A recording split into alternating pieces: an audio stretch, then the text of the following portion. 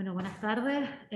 Bienvenidos a una nueva jornada del ciclo de conferencias que organiza el Museo Canario, Migraciones desde la mirada de la arqueología insular, ¿no? En esta ocasión contamos con Nuria Álvarez Rodríguez. Ella es arqueóloga, está especializada en restos humanos, es licenciada en Historia por la Universidad de Laguna, está desarrollando su tesis doctoral en restos humanos termoalterados, y en los últimos años ha venido desarrollando un proyecto de sumo interés en la isla de La Palma, que es una prospección e identificación de todo lo que son la escuela presencia o de restos arqueológicos en cuevas colgadas.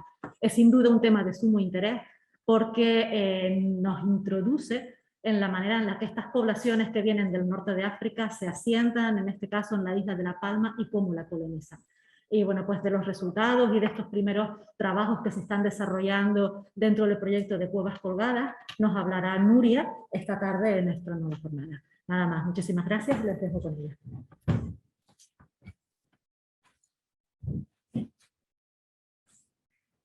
Hola, buenas tardes. En primer lugar quería dar las gracias por la invitación que ha tenido el Museo Canario para traerme aquí, y a ustedes por venir esta tarde aquí también. ¿Me escucha? Bien. Prospección arqueológica en Cuevas Colgadas de La Palma. Esto realmente no es un único proyecto, realmente vamos ya por por la cuarta campaña arqueológica relacionada con trabajos prospectivos. Hay que señalar que, bueno, son trabajos que han sido financiados por la Dirección General de Patrimonio del Gobierno de Canarias y han sido apoyados directamente por el Cabildo Insular de La Palma. Son trabajos realizados con mucho cariño y con mucha alegría, porque hay carencia, creo que hay carencias a la hora de realizar estudios arqueológicos, estudios investigativos, estudios en general que nos hablen sobre las poblaciones pasadas, en este caso de la isla de La Palma, los benavaritas, nuestros antepasados. Entonces, que las administraciones nos apoyen y nos financien este tipo de proyectos, creo que es algo beneficioso, porque al fin y al cabo los resultados de alguna manera tienen que revertir en la sociedad, divulgándolos al menos. A ver.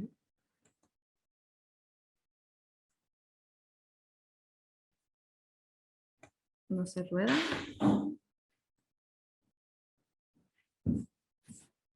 Estas son cosas del directo.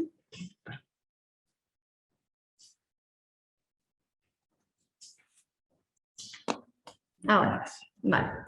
Estas son cosas del directo. Bien. ¿Qué es el proyecto de Cuevas Colgadas? Pues bueno, realmente es un proyecto multidisciplinar en el que se entremezclan no solamente las actividades arqueológicas, pero actividades arqueológicas entendidas únicamente como prospecciones arqueológicas.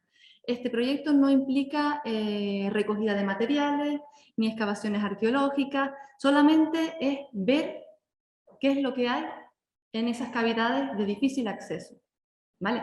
De difícil acceso o que se encuentran colgadas. Nosotros diferenciamos entre difícil acceso y que se encuentren colgadas justamente porque para poder acceder a las que están colgadas tenemos que usar la progresión vertical,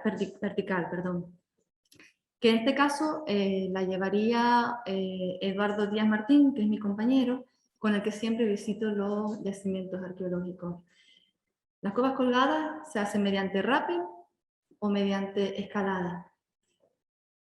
En otros casos, cuando son de difícil acceso, a veces vamos con cuerdas o a veces vamos con mucho cuidado para poder entrar y no tener ningún accidente. Pero estamos hablando de ese tipo de cavidades. ¿Por qué nace este proyecto? Bueno, por la necesidad de conocer a nuestros antepasados, conocer las formas de vida, por ejemplo, cómo vivían ellos, dónde vivían ellos, cómo se relacionaban ellos, la muerte, las prácticas funerarias, los diferentes tipos de rituales.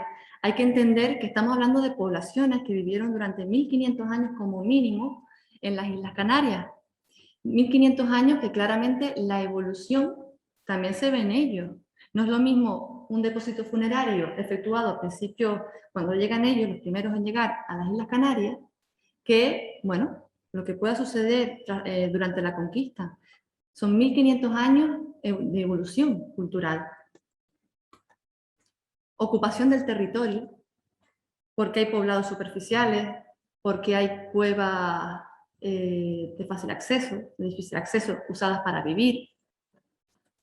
¿Cómo eran sus creencias mágico-religiosas? Que eso, bueno, quizás por su propia condición es mucho más complicado de conocer, porque es algo efímero. Muchas veces, claro, ¿en qué creían? ¿Eso cómo lo podemos saber si no está escrito? Bueno, el registro material a veces nos ayuda a interpretar al menos, no en quién creían, pero sí los rituales que realizaban. Claro, pero ¿qué motivó el decidir realizar este tipo de proyectos? ¿Por qué de repente un día, bueno, un día no, ya llevamos tiempo hablándolo de la posibilidad de, ¿no? Pero ¿por qué decidimos indagar, investigar en este tipo de cuevas de difícil acceso o cuevas colgadas? Pues justamente por el expolio. ¿Vale? El expolio en la isla de La Palma, hablo de La Palma, es una gran lacra que afecta a la arqueología palmera. Es un grave problema a la hora de poder interpretar cómo vivieron, cómo murieron nuestros antepasados. Un grave problema que está como... forma parte ya de la población, en el sentido de que se sabe de que hay grupos de personas que a lo mejor los fines de semana se van a entrar a cuevas, simplemente a recoger restos arqueológicos, llevárselos a sus casas. Muchos de ellos consideran que de esa manera protegen el patrimonio, cuando todo el mundo sabe que el patrimonio no es de una sola persona, sino que pertenece a todo el mundo, y que si además tú entras dentro de un yacimiento, lo mueves, lo destrozas, estás contribuyendo a ese desconocimiento tan grande. Pues eso lo tenemos en La Palma. Y yo creo que desde pequeñitos todo el mundo tiene que ser consciente y educar a los niños en la importancia de nuestros antepasados. Que cuando mostramos en un museo una piedra, no es una piedra, es una herramienta. O cuando mostramos un cacho de cerámica, eso pertenecía a lo mejor a un recipiente mayor que contenía líquidos, cereales, comida, elementos fundamentales para estas poblaciones. Entonces, algo que debe de inculcarse a los niños desde pequeños. Claro, el expolio en La Palma, y voy a poner un ejemplo, yo entiendo que en algunos casos sea de forma inconsciente, que no haya intencionalidad en ello. En este caso es una cueva funeraria. Nos avisaron de que, bueno, que un cazador, pues lo típico, pues, cazando, se le perdió el hurón dentro de una cuevita chiquita y de repente encontraron restos humanos. Muy bien, avisó, muy contentos estábamos nosotros porque avisaron, cosa que es raro que avisen. Fuimos y de repente el señor tuvo la amabilidad del contenido del yacimiento meterlo dentro de una bolsa. Que es lo que vemos justamente aquí. A ver, claro, eso realmente aquí lo que estamos hablando es de inconsciencia, realmente no se dio cuenta de que lo que estaba haciendo no era lo correcto, ¿vale? Pero después tenemos otro tipo de expolio, que es lo mismo, ¿verdad? Una bolsa llena de restos humanos, lo mismo que está en la parte superior, pero en este caso sí que hubo intencionalidad. De hecho esta era una persona, era un saqueador en toda regla, que estaba desvalijando una cueva sepulcral conocido por los arqueólogos, una cueva con una potencia estratigráfica importante, que gracias a esta persona quizás ya no sepamos, bueno, pues cómo fueron enterrados, o más bien depositados, cuáles fueron sus ritos, sus prácticas, ¿vale? Esta persona fue vista y lo que hizo fue dejar el saco de papas y salir por patas, hablando mal y claro. Con lo cual, yo, que mi especialidad son los restos humanos, me llega este saco de papas y ¿qué hago con ellos? ¿Qué diente pertenece a qué dedo gordo del pie? Por decir una manera. Si es que realmente ahí tenemos un esqueleto completo, que normalmente no suele ser eso. ¿Qué hacemos? ¿Qué hacemos entonces con los estudios paleodemográficos, por ejemplo, de la isla de La Palma? ¿Cómo podemos reconstruirlo con estos actos? Otro ejemplo. Lo mismo. Otro grupo de personas que encuentra un yacimiento funerario, lo meten dentro de un recipiente y después ese recipiente acabó dentro del museo. En vez de haber comunicado, lo que hicieron fue ellos llevar los restos. más ejemplos. Y muchos más ejemplos tenemos para dar y regalar. Y no solamente asociado con el mundo de la muerte, sino también con el hábitat. Eso que están viendo ahí son agujeros exfoliadores. Agujeros que te pueden llegar a medio metro de profundidad. Y el resultado es esta exposición. Lapa, cerámica, fauna, pero bien. ¿Y esos restos qué información me dan? Perfecto. Estas poblaciones consumían lapa, consumían fauna o bicápridos, por ejemplo, o peces, tenían recipientes cerámicos, pero ¿y el contexto dónde queda? Ese es el problema que tenemos en La Palma. Y es que cada vez que coges algo de un yacimiento, estás robando la identidad de esa tierra. Esto lo vi una vez por el Facebook y me encantó. Me encantó porque creo que es un ejemplo de lo que no se debe hacer y de lo que implica y lo que significa el coger algo sin una metodología, porque al fin y al cabo no hay que olvidar que una excavación arqueológica es destructiva. Estamos destruyendo un yacimiento, pero con metodología y con la idea de conocer quiénes eran esas personas, que es la finalidad nuestra. Conocerlo, pero no para nosotros como arqueólogos, sino para la población. Bien, ¿qué esperamos encontrar con el proyecto de Cuevas Colgadas? Pues bueno, cualquier tipo de vestigio material que nos ayude a interpretar lo que vimos anteriormente. Quiénes eran, cómo vivían, qué ritos tenían, qué prácticas funerarias tenían, qué creían, cuáles eran sus ritos a nivel general, qué comían, todo eso. Y muchas veces eso está representado con esos materiales, con el registro material. Entonces, realmente lo que queremos conocer en el caso de la isla de La Palma era quiénes eran los penaguaritas, aguaritas, aguaras, como los quieran llamar, en realidad. En definitiva, los antepasados o los antiguos pobladores de la isla de La Palma. ¿Qué sabemos de ellos? Pues yo creo que a nivel general lo que sabemos para otras islas. Provenían de África, del norte, noroeste de África. Llegaron a las Islas Canarias en una fecha un poco incierta, en torno al cambio de era, señalan muchos investigadores. ¿Cómo? Pues entendemos que por navegación. ¿Vinieron solos? ¿Fueron traídos? Preguntas. Son preguntas incógnitas que todavía tenemos hoy en día que solucionar, si es que algún día lo podremos solucionar, ciertamente. Pero lo que sí podemos decir es que eran personas que desde el minuto cero que llegaron a la isla de La Palma, a Benaguare, como era su nombre, fueron capaces de ocupar todo el territorio, desde costa a cumbre. Todo lo ocuparon, porque lo sabemos, justamente por los vestigios materiales que se observan en el terreno. Vestigios materiales, por supuesto, en su mayoría expoliados, sobre todo aquellos de fácil acceso. Además de ello, pues bueno, conservamos también una gran riqueza material. Una de las grandes joyas que tiene la arqueología palmera es su cerámica. Una cerámica dividida en diferentes fases y que te ofrece una cronología relativa, con lo cual te permite saber aproximadamente en la época que fue ocupado ese yacimiento. Si es un yacimiento funerario, por ejemplo, y aparece cerámica con una decoración específica, pues aproximadamente sabremos en la época en la que la persona falleció o fue depositada en ese lugar. Y muchísimas cosas más podemos hablar de estas personas. ¿Cómo trabajamos nosotros en el proyecto de Cuevas Colgadas? ¿Qué metodología seguimos? Pues bueno, es una metodología relativamente sencilla de decir, difícil de hacer muchas veces, ¿vale? Porque implica mucho trabajo físico en muchos casos. Pero vamos a ir por partes. En primer lugar, trabajo de gabinete. Como todos los proyectos arqueológicos, tienen que empezar desde cero. ¿Y cómo se empieza desde cero? Buscando información. Buscando información en los libros, buscando información en las fuentes etnohistóricas, buscando información, incluso información oral, ¿vale? Hay muchas personas mayores que te saben decir datos de lo que vivían, lo que hacían cuando eran pequeños, referencias respecto a algún yacimiento. Después también podemos usar diferentes planos topográficos, para ver las curvas de nivel, sobre todo para intentar ver en papel qué barrancos quizás tengan una mayor profundidad.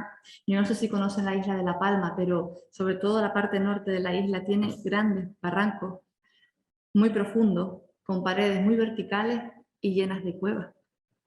Y claramente cuando se encarga un proyecto de prospección superficial, simplemente en el terreno, estos son cavidades que nunca son vistas, justamente porque tienes que colgarte o porque son de muy difícil acceso y tienes que ir con personas cualificadas que te ayuden a poder llegar a esos lugares. La toponimia también nos ayuda. Las toponimias también nos hablan de zonas que quizás, bueno, no tiene por qué ser propiamente arqueológico, pero te puede a lo mejor ayudar, como Lomo Muerto.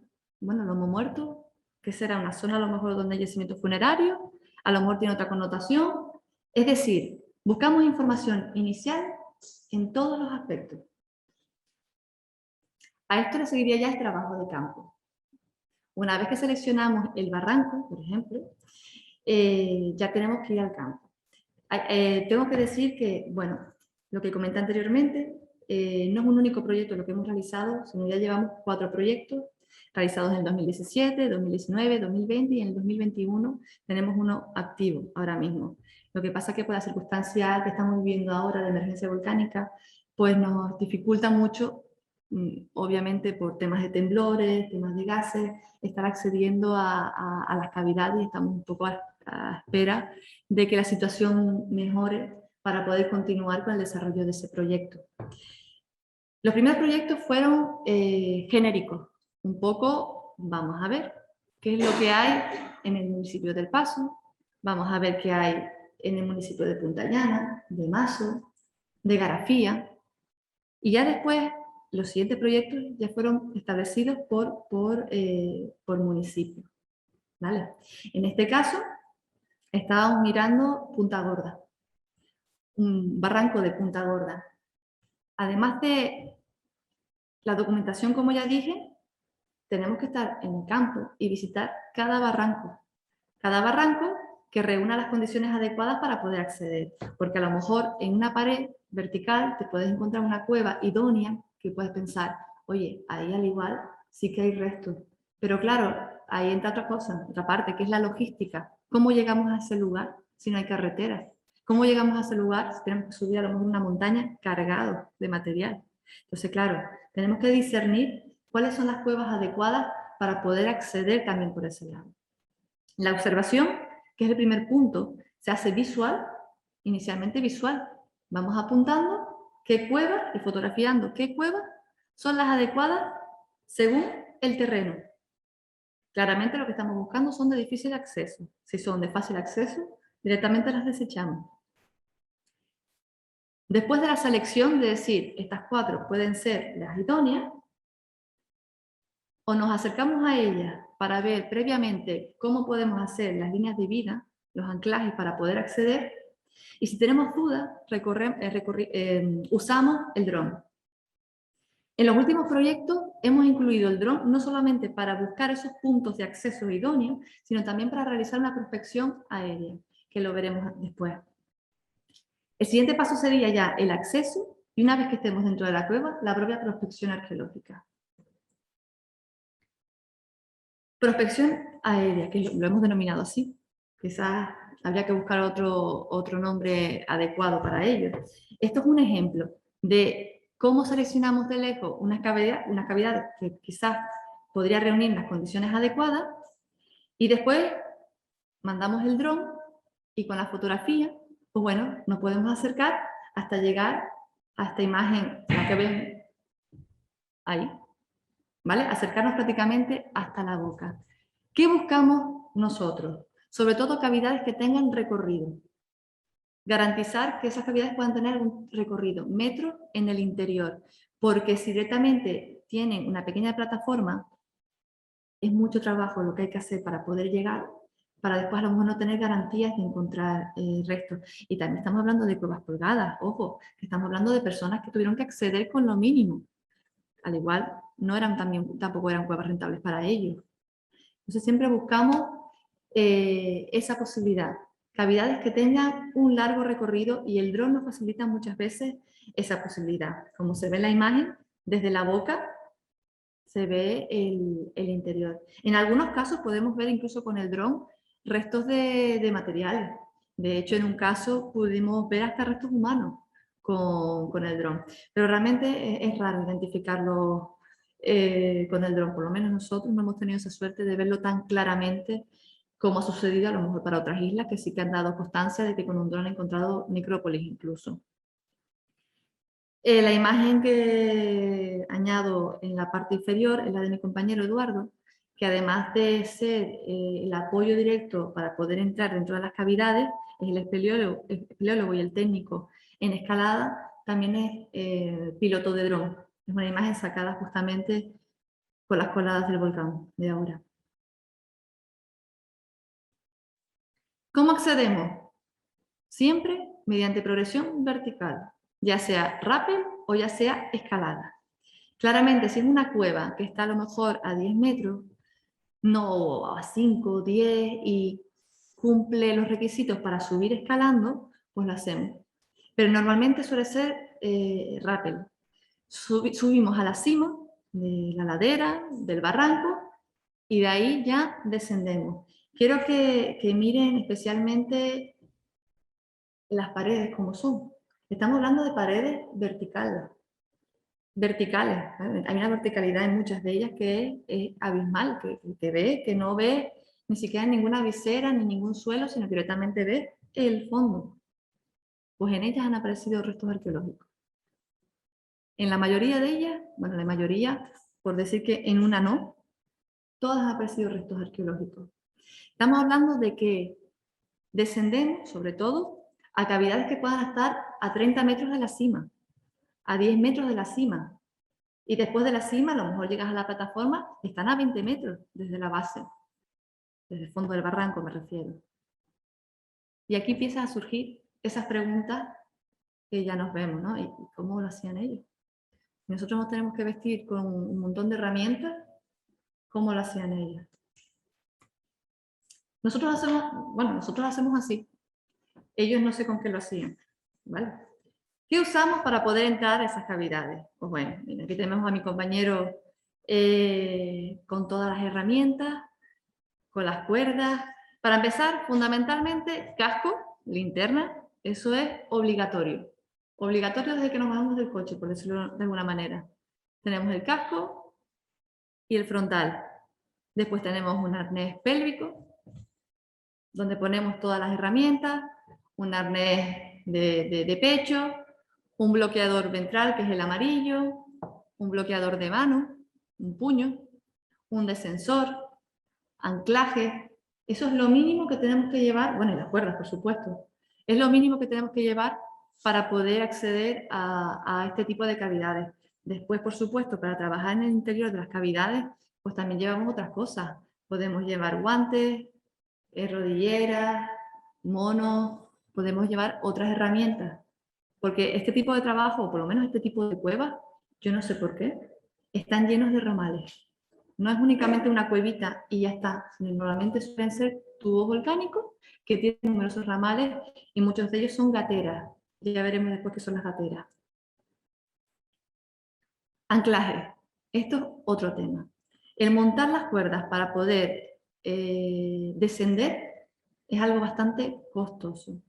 Pueden ser anclajes naturales, como vemos a ver si por este lado, donde usamos normalmente un pino grueso, o usamos una piedra, como se ve con mi compañero Eduardo, pero no usamos únicamente un anclaje, normalmente usamos doble anclaje para garantizar la seguridad máxima. Doble anclaje, un anclaje se hace en un pino y después se usa otro pino. Pero después también en algunas circunstancias utilizamos anclajes artificiales siempre recuperables. Son anclajes que se enganchan en la piedra, pero después se destornillan, por decirlo de una manera, y se devuelven, lo volvemos a coger para no dejar ningún elemento en la naturaleza. Y bueno, ya cuando llegamos al yacimiento, ya comienza propiamente la prospección arqueológica. Y es lo que digo siempre cuando yo voy con mi compañero o cuando alguien nos acompaña, mirar pero no tocar. Porque quieran o no, nosotros también somos intrusos dentro de esa cueva. Nosotros sin quererlo podemos dañar incluso también ese yacimiento. Entonces, siempre mirar, no tocar y mucho, mucho, mucho cuidado. La metodología que se lleva a cabo en este tipo de cuevas es la misma que se lleva en el terreno, en cuevas de fácil acceso. Entra, se documenta todo, se fotografía, se toman fotografías de las piezas. Yo sé que quizás 1 metro, una cinta métrica no es lo mejor, pero es que a mí no me gusta tocar absolutamente nada. Y con la cinta métrica de alguna manera me mantengo al margen de la pieza y así no toco nada. Pero es que también conlleva este tipo de trabajo otras cosas. Y aquí es donde entra la parte espeleológica también de este trabajo. Una gatera es donde está entrando mi compañero Eduardo, de la camisa roja. Son pequeños espacios, pequeños ramales, que prácticamente uno no cabe. Y muchas veces nos sorprende lo que encontramos después al lado. Porque realmente a veces se abre una cámara inmensa y resulta que dentro de esa cámara hay restos arqueológicos. Estamos hablando de cavidades que a lo mejor tienes que adentrarte dentro de la tierra para poder encontrar esos restos arqueológicos. Y llama poderosamente la atención cómo esta gente lo hacía. Y nosotros con cascos, con rodilleras, ¿y ellos qué usaban? Pues lo hacían. Y después no solamente es enfrentarte a la claustrofobia que te puede dar en algunos casos, sino después también a la oscuridad profunda, donde tú estás ahí solo. No escuchas nada, no escuchas, bueno, no ves la luz de la entrada. ¿Cómo lo harían ellos? Puesto que estamos viendo aquí, es un hachón de madera con restos de fuego, intacto, dejado ahí en su momento. Estamos hablando de una cueva colgada. ¿Quién lo hizo? ¿Una persona de hace 2 días o quizás una persona de hace 500 años? Bueno, cabe la posibilidad de que hayan dudas, ¿no? Pero esto está dentro de un contexto arqueológico y a mí personalmente me sorprendió mucho encontrarlo. Pues cosas así nos encontramos en este tipo de proyectos. Cosas únicas que quizás en una cueva de fácil acceso jamás lo encontraríamos. Bueno, si está intacta sí, pero lo normal es que no esté intacta. Problemáticas, que son muchas a la hora de trabajar en este tipo de proyectos. Para empezar, el dron en los últimos proyectos ha sido nuestro gran aliado, ha sido nuestros ojos en el aire y nos ha facilitado muchas veces el trabajo, porque piensen que al principio cuando trabajamos sin dron era seleccionar la cavidad, subir a la parte alta, montar el equipo, bajar y decir, uy, la cueva está a 50 metros para la derecha. Subir de nuevo, desmontar e irnos para el otro lado. ¿Vale? Un trabajo bastante costoso y muy lento. Pero con el dron, pues bueno, la verdad es que sí que nos ha facilitado eso. Y siempre que vamos a trabajar, siempre previo a entrar a cualquier cavidad, hacemos vuelos de dron. De hecho, ya es una parte del proyecto fundamental en este trabajo. Pero ¿qué es lo que pasa? Que un dron con lluvia y con viento no puede volar. Con lo cual ya la entrada a esas cavidades pues nada las limita. Y por supuesto, nosotros con lluvia y con viento tampoco podemos entrar, porque puede haber desprendimiento, porque la lluvia, quiera o no, la cuerda pues, se moja y quizás puede haber algún tipo de problema. Además de eso, la gran cantidad de vegetación, sobre todo cuando trabajas en municipios del norte, todas esas laderas, todas esas paredes verticales están llenas de vegetación no agradable, como pueden ser tuneras. Entonces, muchas veces tienes que estar esquivando ese tipo de vegetación y esos picos se quedan en la cuerda, que después al final acabas llevándotelos tú en la mano, ¿vale? No es que sea algo realmente fácil. Y después, otro gran problema es, muy bien, llegamos a la cueva, qué bueno. Pues resulta que a lo mejor tiene 2 o 3 ramales llenos de gateras que tenemos que ver, que tenemos que mirar, si queremos hacer un buen trabajo, porque podemos llegar a la entrada y decir, pues sí hay o no hay. Pero claro, es que una cosa es la entrada y otra cosa es lo que hay después, lo que hay en el interior. Entonces, claramente son una serie de problemas que nos encontramos, bueno, y muchos más, por supuesto, que nos encontramos a la hora de afrontar este tipo de proyectos. Y ahora, bueno, habría que añadir también el problema del volcán, que nos dificulta enormemente el poder continuar haciendo estas actividades, al menos hasta que los temblores cesen. ¿Qué yacimientos podemos encontrar dentro de esas cuevas colgadas o de muy difícil acceso? Nosotros lo hemos sintetizado en 3 grupos. En realidad seguramente habrá más, pero lo hemos englobado en 3 grupos. Para empezar, hemos visitado 32 cavidades, de las que un 42% responden a cuevas sepulcrales, 38 habitacionales y un 18 que no sabemos. No sabemos qué son.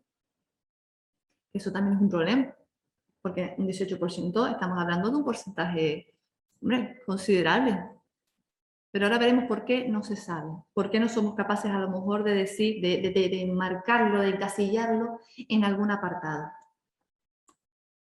Voy a poner ahora un par de ejemplos. Cueva de habitación, 38%. Hemos encontrado cuevas de habitación, por lo menos este proyecto ha trabajado en Punta Llana, en El Paso, en Tijarafe, en Punta Gorda, en Los Sauces. Y hemos encontrado un porcentaje, bueno, pues bien, alto de cuevas de habitación. Pero sí es verdad que nos hemos dado cuenta que esas cuevas de habitación, lo que es el acceso, no es tan dificultoso si lo comparamos con las funerarias. Primer punto a diferenciar. Son cuevas que sí es verdad que son complicadas de llegar, muchas de ellas están a 12 metros, a 13 metros, pero una vez que llegas te encuentras una gran sorpresa y es la gran cantidad de materiales que te encuentras. Te encuentras muchísimos restos arqueológicos. En este caso, por ejemplo, esta es la cueva que vimos anteriormente con el dron. No sé si se acuerdan la imagen del dron que la fuimos acercando. Pues estas son las 2 ventanas que se ven, que pudimos acceder relativamente bien. Esta cueva, cuando entramos, la pierna se nos hundía a la mitad de la gran cantidad de sedimentos que conservaba. Vamos, esta cueva sería una gran candidata para realizar un estudio arqueológico como Dios manda, para poder conocer cómo eran esas formas, cómo vivían estas poblaciones. Una cueva en la que apareció industria lítica, fauna, cerámica de diferentes fases, con lo cual te está hablando de una ocupación dilatada en el tiempo. Pero lo mejor de todo es que ya con este tipo de proyectos uno es capaz de establecer patrones. Nosotros llegamos a esta cueva de habitación y dijimos, la funeraria está aquí, sí o sí, está aquí al lado. Y efectivamente la encontramos. Estaba donde nosotros pensábamos que estaba. Entonces, te permite ver patrones de ocupación del territorio, patrones de ocupación de las cavidades, cosa que en cuevas de fácil acceso no las podemos saber porque está todo expoliado y no sabemos diferenciar qué es lo que estamos viendo. En este caso, bueno, en principio, una cueva de habitación. Este es otro ejemplo, en El Paso. Fíjense, pongo la imagen de la boca para que se hagan una idea aproximada de la altura, de lo que se ve abajo los pinos. ¿Vale? Una pared totalmente vertical, con cerámica, fragmentos de cerámica relativamente bien conservados, fragmentos grandes, cosas que es imposible de encontrar esos fragmentos en cuevas de fácil acceso, porque está súper machacado todo. Pero algo que nos llamó profundamente la atención es, a ver, estaría aquí, perdón, esto. Ahí lo que vemos es un palo, las cuerdas bajan por ahí, y piedras por un lado y piedras por el otro. Ese palo estaba anclado. Estaba anclado. Anclado porque yo lo que pensé fue, muy qué curioso este palo que se cayó de arriba y se quedó así, de esa manera. Estaba anclado a la pared y sujeto con esas piedras. ¿Y por qué estaba este palo aquí? En un yacimiento arqueológico. ¿No sería quizás una herramienta o un elemento a lo mejor usado por ellos? Bueno, pues son cosas que tenemos que estudiar, porque quizás puede ser un sistema de poder, simple, sencillo. No para una persona, por supuesto, pero sí a lo mejor para algún tipo de mercancía. de no mucho peso. Este no es el único ejemplo que encontramos en la arqueología de La Palma. Hemos encontrado otros casos, otros ejemplos, donde incluso la madera está tallada, ¿vale? Tiene agujeritos, tiene unas marquitas, y están en cuevas de difícil acceso o colgadas. ¿Qué usos tienen? Pues que no lo sabemos, en realidad. Hay que estudiarlo. Es que no conocemos muchos más casos. Están todos en cuevas de difícil acceso. Qué bonito hubiera sido tener todas esas cuevas de fácil acceso intactas, ¿verdad? Al igual, toda la información que nos hubiera dado y todo lo que hemos perdido. Yacimiento funerario. 44%. Siempre se ha dicho que las cuevas de peor condición de habitabilidad eran quizás las mejores para la muerte, para depositar a los difuntos. Bueno, pues nos hemos encontrado casos en los que sí. Es verdad que hay cuevas colgadas que sí que eran usadas para ese fin, que las condiciones de habitabilidad no eran buenas, pero sí es verdad que hemos encontrado otras que eran muy buenas para vivir y en cambio lo que hay son restos humanos. Este es un ejemplo donde pongo dónde se localiza, en una pared nuevamente vertical. Los restos que están en superficie, pero es que hay sedimentos. Esos son restos que emergen de la superficie. Quizás cuando excavemos, si es que se excava alguna vez, aparecen restos de otro tipo. Aparecen restos, o sea, me refiero, más restos humanos. Esto es lo que vemos en superficie. En este caso, no encontramos fragmentos de cerámica, solamente encontramos algunos huesos largos, intuíamos que salían otros restos de la tierra, pero claramente nosotros no tocamos nada. Encontramos restos de piel, como de cuerda, de cuero. Restos de madera, quizás de un tablón funerario. Pero a ver, ¿qué es lo que guarda la tierra? Si lo mantenemos intacto, quizás nos ayude a conocerlos un poquito más, sobre todo esa práctica funeraria o esos ritos funerarios.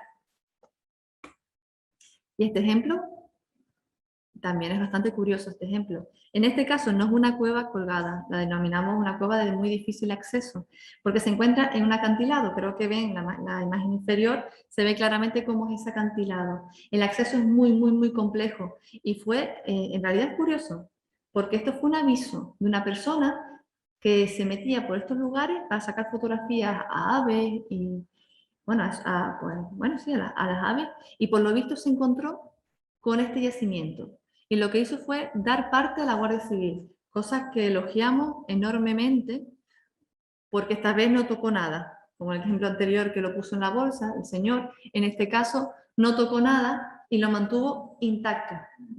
La Guardia Civil, de hecho, nos llamó a nosotros, dijo que más nunca iba, justamente porque pensaban que iban a llamar al helicóptero para sacarlos, porque impresiona, la verdad es que impresiona. Y nos encontramos un yacimiento que, aunque ustedes parezcan, uy, esto está removido, no está removido, está intacto, o por lo menos creemos que está intacto. Y ustedes dirán, ¿y ese cráneo ahí? Bueno, todo tiene su explicación.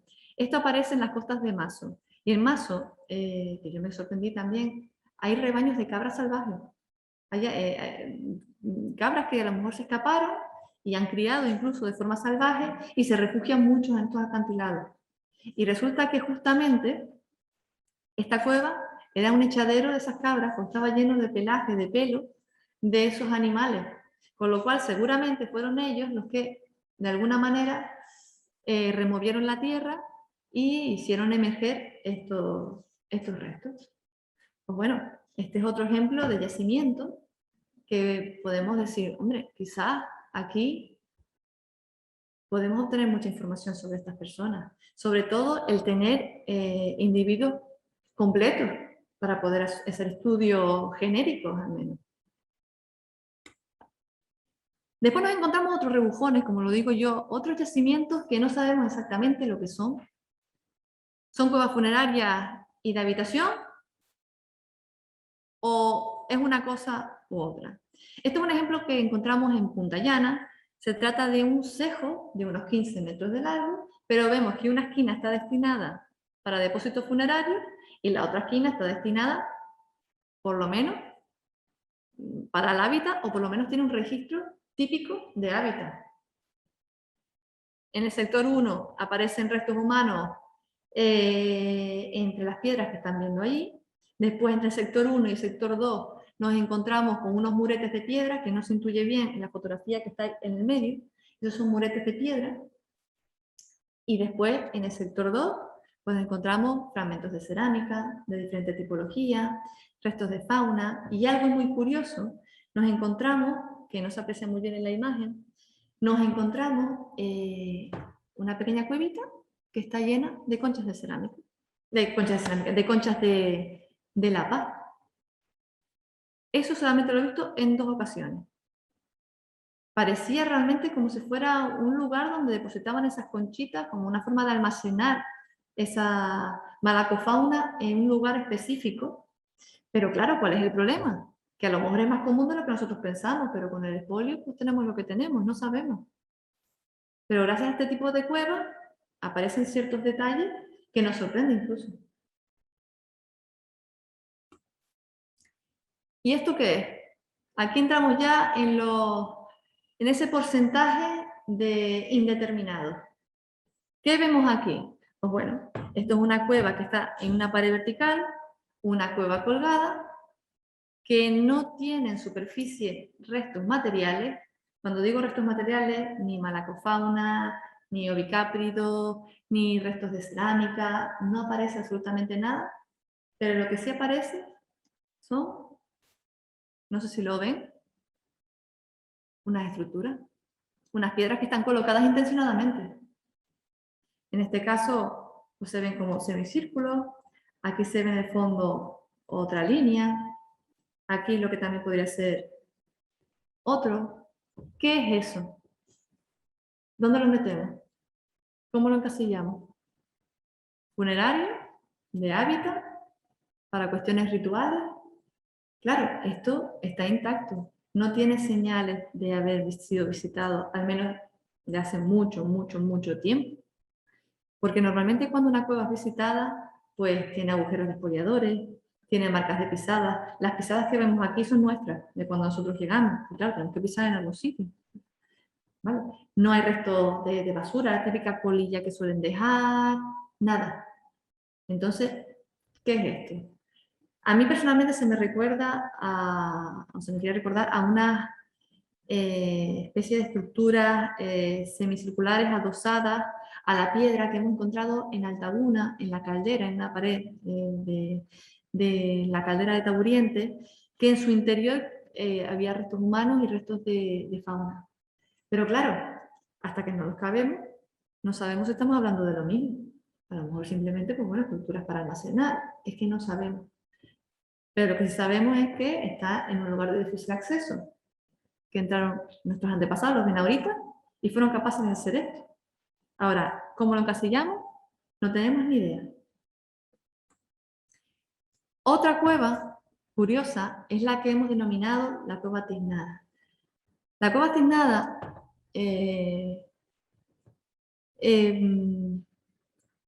fue un descubrimiento para nosotros, y yo creo que para toda la isla, porque ya lo veremos a continuación, en ella aparecieron una serie de líneas realizadas con algún tipo de pigmento que pensamos que es carbón, y es algo, sería algo único para la arqueología de La Palma, porque no hay constancia de cuevas similares a esta.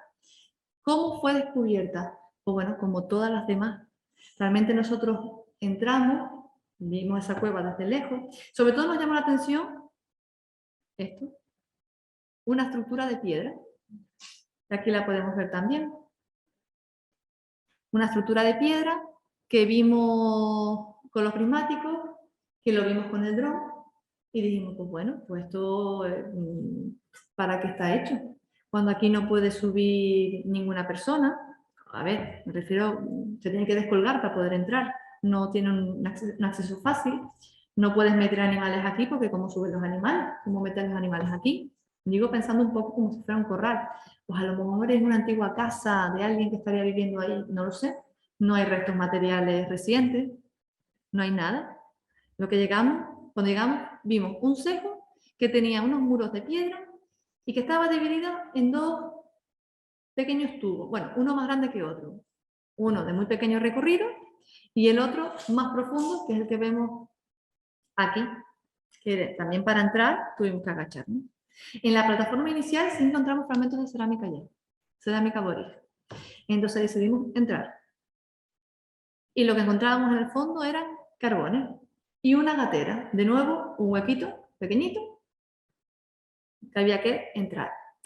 Entonces lo que hicimos fue que mi compañero Eduardo entrara e inspeccionara qué es lo que había en su interior, mientras yo me quedé esperando a que él saliera o que me dijera entra para yo también pasar. Y ahí fue cuando miré para el techo y vi esas líneas. Bueno, para el muro que está enfrente más bien. Bueno, bien. ¿Qué tengo que decir de esta cueva tiznada? La cueva tiznada, o esos motivos, forman parte de un conjunto arqueológico, porque lo único que se han encontrado ahí han sido restos arqueológicos. Lo comento porque muchas personas han dicho, ¿y si entró alguien y las hizo?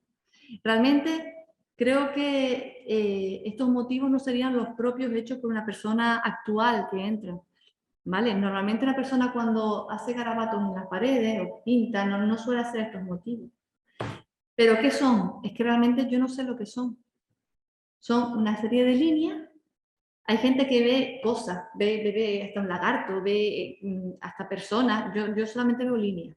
Yo no sé realmente lo que son. Fíjense, esta es la gatera que yo comentaba anteriormente. Mi compañero se estaba metiendo aquí dentro y yo estaba esperando aquí fuera cuando vi. Yo solo sé que todo este panel, que es el panel principal, donde por aquí también hay otras líneas, todo esto por debajo estaba lleno de fragmentos de carbono. Y después también en otro lateral encontramos este motivo de aquí. Estas fotografías fueron sacadas por Tarek Ode, que tienen bastante calidad y dejan ver bien pues ese motivo. Pero vuelvo a lo mismo, no sabemos todavía lo que son. Es una cueva que está en la actualidad siendo estudiada. Hemos realizado sondeos y hemos realizado algunos análisis que están siendo estudiados un poco para ver cómo interpretar estos motivos. Estamos casi, bueno, por no decir 100% convencidos de que son prehispánicos, justamente porque están dentro de un contexto arqueológico. Una de las posibilidades también puede ser datar estos pigmentos. Pero el problema es que para tú coger pigmentos suficientes para la datación, tienes que a lo mejor eliminar el motivo, porque tienes que rasparlo completamente. Y creo que no merece la pena a lo mejor deshacerse de un motivo justamente para poder saber la fecha de ese motivo exacto cuando hay otros elementos a nuestro alrededor que nos pueden ayudar a conocer esta cueva. Y bien, claro, todo este proyecto nos lleva a muchísimas interpretaciones, a muchísimas líneas de investigación que, bueno, que realmente se resumen en una serie de preguntas. Este es un ejemplo de preguntas, son muchas más las que nos surgen, porque cada vez que vemos una cueva nueva, nos surgen preguntas nuevas. La primera de ellas, ¿todas las cuevas con registro típico de habitación son realmente de habitación? Estamos hablando de cuevas de difícil acceso. ¿Esas cuevas eran usadas para vivir? O a lo mejor eran usadas para algo más que a nosotros se nos escapa. Porque claro, como vemos lítica, como vemos cerámica y como vemos fauna, ya decimos que es de habitación. La metemos en la casilla de habitación. Pero ¿y si no es así? ¿Serían usadas por todos los colectivos, o sea, por toda la comunidad? ¿Cualquier persona podría subir a esa cavidad? ¿O reservada a lo mejor para algunos miembros? Estamos hablando de complejidad a la hora de subir. Si son exclusivamente de habitación, ¿por qué eligieron vivir en lugares tan altos? Mira que la isla de La Palma tiene cuevas. Tiene cuevas. Y además, para vivir, por ejemplo, también hay poblados superficiales. También hay cabañas. Las cabañas se realizaron en la isla de La Palma. Se usaron también. Lo que pasa que, bueno, el devenir de la historia, el paso del tiempo, ha hecho que la roturación, la creación de campos, haya destruido muchas de esas cabañas y conservamos pocos ejemplos. Y después, sobre todo, ¿cómo accedieron? ¿Cómo subieron? ¿Cómo subían? Hemos detectado en algún caso peldaños. Hemos visto concavidades en las paredes que te hacen pensar que quizás así, obligado y con mucho cuidado, pues pudieron acceder. Hemos visto en otros casos que, bueno, que quizás han habido desplome en algunos puntos, que podría ser el acceso. Por ahí quizás podían haber entrado. Pero es que después hay otros ejemplos que es imposible, que no tenemos absolutamente ni idea. Como por ejemplo una cueva con una gran visera y a lo mejor lo que es la superficie de acceso dentro de la visera, no puedes entrar ni por arriba y por debajo habría que verlo. Es decir, son muchos interrogantes que todavía tenemos que responder y yo creo que a medida que vayamos caminando, que vayamos avanzando en este tipo de proyectos, quizás podamos dar algo de respuesta. Y con esto, muchas gracias. Espero que les haya gustado.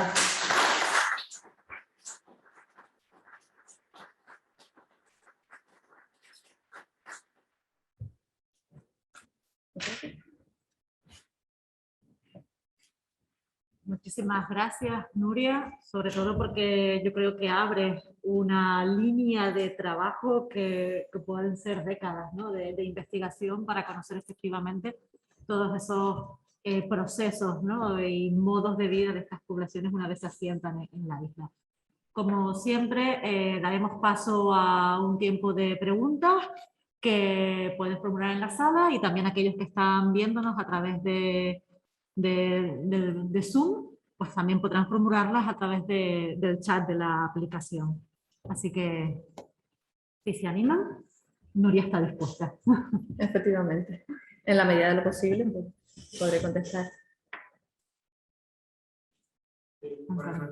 Bueno. Aquí me ha sido todo sorprendido muchísimo, ¿no? Todo lo que están haciendo y sobre todo felicitarles porque por el esfuerzo, por la iniciativa y sobre todo que estoy muy agradecido. Yo le quería preguntar por una parte si algo tiene que ver desde mi ignorancia, el cambio climático que se habla o esa especie de pequeña variación climática que tenemos en el siglo X. Normalmente la PAMA, que no fue la dirección que fueron ocupadas como pruebas de escenario. De todas maneras, la verdad que hace muy difícil que no llegaría a los indígenas, ¿no? Y las indígenas llegarían ahí. Y esto también por una pregunta que no tiene mucho que ver con el tema, pero me llamó la atención porque hace poco estuve en el Museo de Ciencias Naturales de Madrid. Un reto óseo que está expuesto en una revista que dice que fue afectado por una erupción volcánica y que fue adaptado por el. Entonces, me gustaría saber si se sabe cómo llegó ese resto ahí, un Museo de Ciencias Naturales de Madrid, porque era como decía antes, todos ustedes, como especialistas en recursos humanos, afectados por procesos técnicos, ¿no? Y bueno, y luego también quería comentar que yo trabajo en el ayuntamiento en una secretaría de patrimonio histórico y hace años que hay compañeros que no se acuerdan, porque he oído muchísimo en esa época. Muchísimo la carta arqueológica, que era muy científica, había algunas pruebas de muy difícil acceso donde tenía información moral de gente que nos había dicho que había una buena guía de todos los humanos, pero claro, aquellos que teníamos ya realmente no había drones, llevándose de casi 5 años o más. No había drones, por ahora no había ninguno. Entonces, pues ahora la verdad que me ha generado esta duda. Y luego también alguien comentó que el Barranco de Suárez se han visto algunos maderos, algunos introducidos en algunas cuevas, que bueno, que hubo gente que decía que sí tenía que ver con alguna noticia de algún historiador que decía que los indígenas subían para mostrar su valor y ponían maderos por ahí, ¿no? Yo creo que igual tiene que ver con otras cosas. Bueno, la primera... Perdón, ¿recuerdas reformular la pregunta? Porque no nos oyen del Zoom. Sí. Me acaban de preguntar que un poco quizás el cambio climático se ha podido afectar de alguna manera. Entiendo que se refiere al tipo de... Sí, a la hora de ocupar ese territorio. Pues realmente es que no lo sabemos, no sabemos. Sí sabemos que hay cuevas que han sido deshabitadas en momentos puntuales, de repente grandes cuevas con condiciones muy buenas de habitabilidad y que fueron a lo mejor deshabitadas de repente. ¿Por qué lo sabemos? Porque a lo mejor falta una fase cerámica completa. Tengo que recordar que la cerámica de La Palma es un fósil guía, está dividida, la decoración está dividida en 4 fases, según sea más antigua o más reciente. Entonces, hay algunos yacimientos que faltan una fase completa. Lo que está hablando es que salieron de ese yacimiento y después a lo mejor al paso de los siglos volvieron. No sabemos si quizás responda a esa ocupación a momentos puntuales de ese cambio climático. La verdad es que todavía es un proyecto que está en pañales, que como dije inicialmente son prospecciones únicamente. Estamos seleccionando las cuevas, las mejores cuevas para hacer intervenciones arqueológicas y hacer estudios más avanzados y quizás a lo mejor nos tenga una sorpresa respecto a lo que usted acaba de comentar. Pero todavía tenemos que esperar un poquito más. En relación a la segunda pregunta sobre los restos humanos de la cucaracha, el yacimiento de la cucaracha, usted comentó que eran restos humanos incrustados en piedra, afectados por una colada volcánica. Justamente ese es mi tema de tesis, es ese yacimiento que estoy estudiando de la cucaracha. La cucaracha es un yacimiento que se encuentra en el municipio de Mazo. Fue excavado en los años 70, los años 80 por Miriam Cabrera, obteniendo una cantidad importante de restos, pero después quedó otra cantidad ingente en la superficie de ese yacimiento que se encuentran en su mayoría termoalterados y muchos de ellos con restos humanos, con incrustaciones, piedras con restos humanos incrustados. Tradicionalmente lo que se ha dicho es que esos restos podrían ser fruto de una erupción de la Maforada, que está a 8 kilómetros en línea recta, creo recordar, del yacimiento de la cucaracha, y lo que se planteó inicialmente es que esos restos, pues bueno, fueron traídos de ese lugar, bueno, esos restos fueron afectados por esa lava, y que fueron depositados en el yacimiento de la cucaracha. Personalmente creo que no es, creo que ese no es el caso. Yo creo que no están afectados por una colada. De todos modos estamos estudiándolo, todavía queda estudiar, ya yo he estudiado la parte ósea, queda estudiar la parte mineralógica de la piedra para ver si responde a una erupción o no. Inicialmente pienso que no, pero bueno. No sería tampoco nada descabellado pensar en yacimientos sepultados por lava, porque de hecho las fuentes escritas, Bru Galindo nos habla de cómo erupciones sepultaron grandes pueblos entendidos como cuevas, como lugares de hábitat, de cuevas, por las coladas. O sea que es algo relativamente posible. Y en cuanto a lo que usted comentó sobre los yacimientos maderos, dijo, o yacimientos... Sí, que la verdad fue los comentarios, yo lo he visto, pero una persona que había visto unas maderas, por la cantidad de grupo, embutidos en algunas cuevas de bastante difícil acceso del barranco. Sí. Yo no lo he visto, pero la persona que lo dijo fue una miseria y me dijo que no me acuerdo un poco lo que marcaba también ustedes.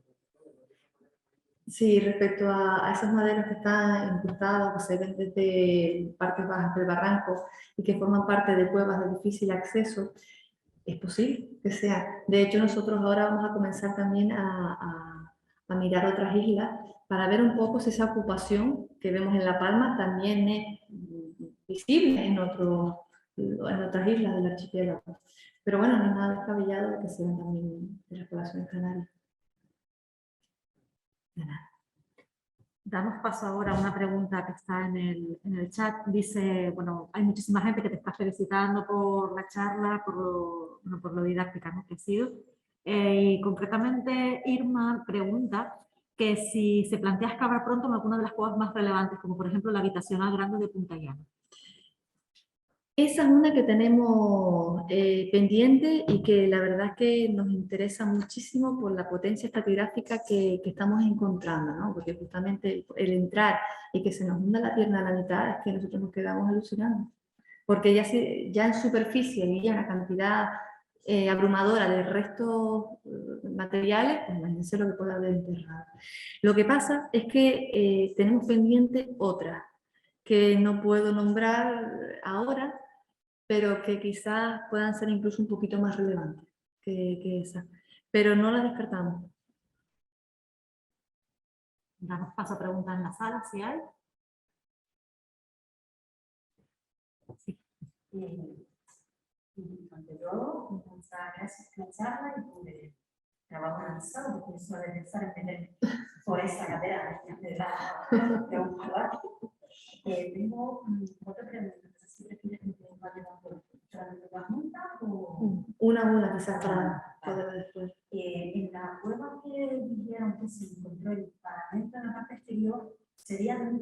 cerramiento, un posible cerramiento completo para que no se viera la cueva desde fuera, o Hablas de la cueva tiznada, ¿verdad? ¿no? Hablas de la cueva Sí, tiznada, sí. Es posible, porque es que eso es lo que vemos en pie. Después alrededor hay como piedras que se han caído, que se han desplomado. Con lo cual nos descartamos que ese paramento, ese muro, pudiera cubrir ese lateral de la cueva. Por seguir con esa cueva, vimos que se estaban haciendo análisis de los pigmentos. También hay análisis químicos. Respecto a los análisis que se están realizando en la cueva tiznada, los pigmentos todavía no los hemos tocado. Lo que son los pigmentos y yo la verdad que hasta que no se encuentre una metodología adecuada, que no sea tan destructiva, tan dañina, yo prefiero no tocarlos y usar otro tipo de técnicas como dataciones a otras piezas que puedan aparecer alrededor.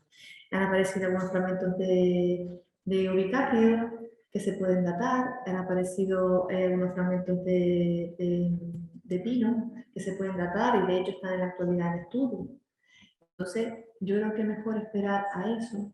Lo que pasa que, bueno, no son los pigmentos, pero hasta que no aparezca lo adecuado, creo que es mejor conservarlo y bueno, y mantenerlo para el disfrute de todo el mundo que destruir los motivos para datarlos simplemente. La siguiente pregunta. Los palos te comentaba que se encontraban a la entrada en las tablas de los muros. ¿Se han encontrado sínteticos? Supongo que no se ha podido hacer un análisis pormenorizado, pero marcas de uso de cuerda o... Eso es una de las cosas que tenemos que ver. Respecto a lo que acabas de comentar, que siempre me olvido de hacer la pregunta. Respecto a los palos que han aparecido en alguna ocasión, no cerrando la cueva, sino simplemente incrustados en algunas esquinas de algunas cuevas, marcas de uso, en uno de ellos no me pareció ver, pero claro, hay que hacer estudios más detallados. Y en cambio en otro, la punta estaba afilada, tenía un agujerito por medio, con lo cual pudo haber sido usado de alguna manera. Pero son palos que no son gruesos, son palos finos, que para grandes pesos, si estamos pensando a lo mejor algún tipo de sistema de polea, hombre, grandes pesos no podría soportar, que partiría. Ya la última, y dejo de monopolizar. La cueva, las que encontraban diferentes zonas, una zona más vinculadas a una especie de necrópolis y otra a una zona más habitacional. Se baraja la posibilidad de que fuera una zona para realizar algún tipo de festividad a la muerte, que me explico mejor, donde se enterrara al susodicho individuo y se realizara algún tipo de comilona o Sí, respecto a la cueva que comenté, sí, eso estaba en ello. Respecto a la cueva que tenía dos sectores o dos modos de ocuparla, por decirlo de alguna manera. Una era para el mundo de la muerte, o sea, la aparición de restos humanos, y en la otra restos que podían ser compatibles con un lugar de hábitat. Es algo que aquí no sabemos, justamente es una de las interpretaciones. Todo lo que vemos como hábitat es hábitat. Porque aparezcan lapas, porque aparezcan cerámicas, porque aparezca fauna, es igual a hábitat. Hablo en contexto de difícil acceso. Ojo, cuando son cuevas de fácil acceso, pues bueno, puede ser un hábitat perfectamente, pero puede ser perfectamente lo que usted está comentando, ¿no? Puede ser un espacio destinado a rendir culto a los difuntos, ¿por qué no? Habría que hacer dataciones de carbono 14 para ver si son compatibles ambos sectores, como lo denominé yo. Después, en otros casos, encontramos lo mismo, pero a lo mejor hábitat, entre comillas nuevamente, en la entrada y en la profundidad funeraria. Quizás ahí, por la distancia, pues sí que podría haber una diferenciación, pero en ese sesgo sí que es curioso. ya. Gracias. Bueno, en el chat hay alguna pregunta que ya se ha respondido, porque se repite la pregunta, el tema de las estructuras de madera ha llamado la atención. Si hay más preguntas en sala, sí. Buenas tardes y felicitarte por el trabajo que has realizado. Gracias. Bastante agradecido. Y novedoso por la curiosidad. A mí lo que me parece infantil es para la curiosidad, es que son pruebas de electricidad César, pruebas donde han encontrado restos arqueológicos, pero trozos fragmentados. No han encontrado piezas íntegras, tanto de cerámica, bueno, de pero no han encontrado esas piezas íntegras de cerámica. He encontrado, a ver, he encontrado fragmentos grandes, no completos, pero los fragmentos que faltan están ahí. Es decir, está la pieza completa estallada. Estamos hablando de que, a ver, ha cambiado también, yo no sé si ha caído una piedra, la ha podido romper, si ellos entraban y sin querer rompían. Por personas actuales, o sea, de que haya entrado ahora mismo, no es la causa. Son procesos taxonómicos que realmente tendríamos que ver lo que es. Pero que los fragmentos están in situ, en el sitio, sí. Están fragmentados, pero están ahí. O sea, que si tú coges esos fragmentos y los remontas, y tienes la pieza completa. ¿Más preguntas? Sí. Al principio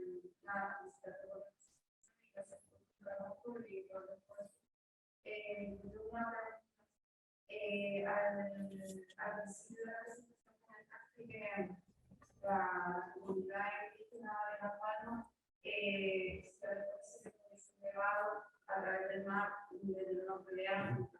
A lo mejor están comparando que no sé si lo hay en el norte de África, pero van cobrando también similar, y si a lo mejor en los países del norte de África han hecho investigaciones arqueológicas que puedan tener relevancia un poco a lo que ocurre en las canales. Respecto a lo que comenta la compañera de si se han hecho estudios en África, entiendo que de cuevas colgadas similares, desconozco si se han hecho estudios de ese tipo. Antes estábamos hablando, Ter y yo, de la asistencia en África de algunos graneros que en altura, ¿no? que tienen estructuras de madera para poder acceder a ellos.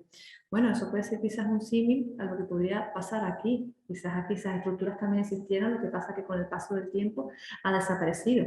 De hecho, hay una cueva en El Paso que para poder acceder conserva un tronco. El acceso es mediante un tronco y la gente no se sabe, o sea, no recuerda cuándo se puso ese tronco. Es decir, eso puede ser un ejemplo de lo que sucedía anteriormente. Y en África, pues bueno, para llegar a esos silos se utilizaban esas estructuras de madera, pero bueno, podría ser un elemento comparativo. Pero es que África yo creo que también es una gran desconocida para nosotros. Los arqueólogos de aquí, o al menos yo, no he tenido la oportunidad de tener acceso a ciertos registros arqueológicos o información que hay en África. Quizás deberíamos de alguna manera hermanarnos, los arqueólogos de allá y nosotros, para poder compartir información y poder nosotros interpretar mejor nuestra historia. ¿Más preguntas? Bueno, pues cerramos aquí la charla de Nuria. La verdad que ha sido un placer tenerla con nosotros. Me acerco al micro para que me puedan escuchar los que están a través de online, en línea. Recuerden que el próximo jueves tendremos la siguiente conferencia. En esta ocasión será Verónica Alberto de Tibicen Arqueología y Patrimonio, con la conferencia Flujos Humanos y Transferencias Culturales en la construcción de la identidad de los antiguos canarios. Será como siempre el jueves a las 7 de la tarde. Recuerden que mañana viernes se abre en nuestra página web la inscripción para hacerla tanto de manera presencial como a través de Zoom en las líneas. Darle las gracias a todos los que están aquí hoy presentes, tanto en nuestro salón de actos como a través de internet. Muchísimas gracias y los emplazo para el próximo jueves. Gracias también a Marta por la interpretación de signos. Y gracias, por supuesto, a Nuria por compartir este proyecto con todos nosotros. Gracias.